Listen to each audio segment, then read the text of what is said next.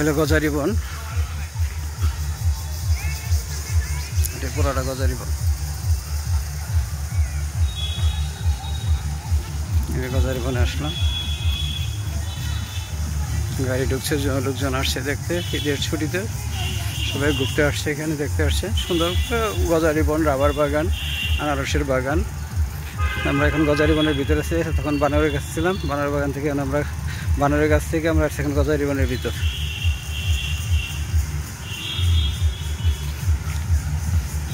এখন গজারি বন।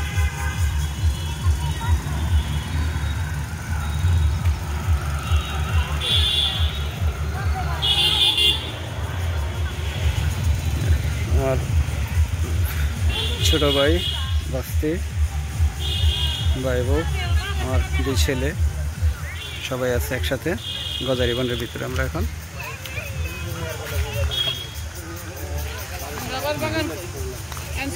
ছোট ভাই, ছেলে,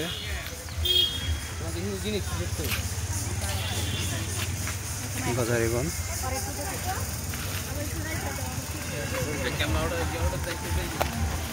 গজারি বনের ভিতরে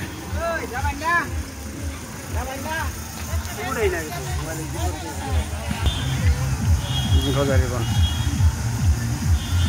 গজারি বনের ভিতরে লোকজনের দোকারণ্য। ছুটি কাটাতে দেশি আনারস বিক্রি করছে 5 টাকা করে, 5 টাকা করে বিক্রি করতেছে আনারস।